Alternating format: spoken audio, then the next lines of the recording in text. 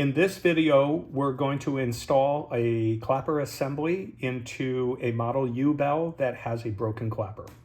In order to get started, you need 4 pieces. You need your broken Model Yew bell, you need a 3mm hex wrench, you need a small flat screwdriver, and you need your replacement Model Yew clapper assembly that you can buy on the timbermtbbell.com website. I also highly recommend, as far as work surface, that you place a towel on a flat surface to work on so that you make sure that no small parts get lost. There are a couple inside the bell that are easy to lose. The first thing you need to do to get started is to take your hex wrench and remove the bolt that mounts the bell onto your handlebars. Once the bolt is removed, you can simply open up the swing arm. The next thing you'll do is open up this small trap door that's on the back of the bell. This is where you need to be a little careful because there's a small ball bearing and spring in there that could get lost easily.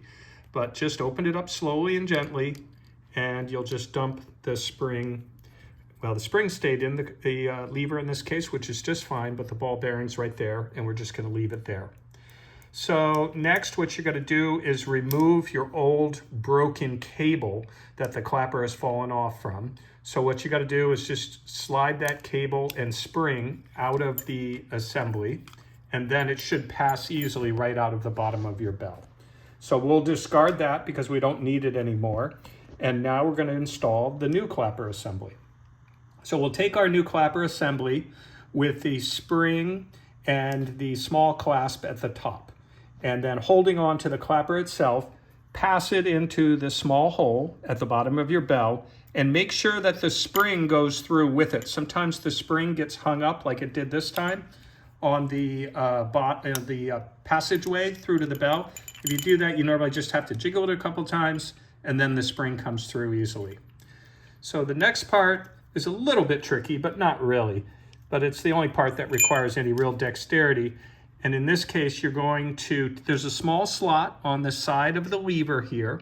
And what you need to do is insert the spring and the top of the cable assembly into that small slot. Once it's in there, you might take your small screwdriver again and press it in there just to make sure it's firmly seated.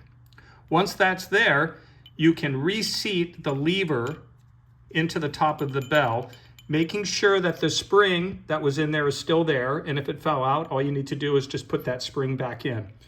And then you'll carefully put that ball bearing on the top of the spring.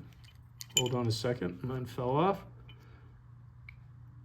It'll rest right there on top of the spring, and then slowly close that lever door until it snaps shut. Once that happens, just test it to make sure that it's seated properly, and if it clicks like it normally does, then you've done it correctly. At that point, all you need to do is mount your bell back on your handlebars and reinstall the bolt, and you should be good to go again.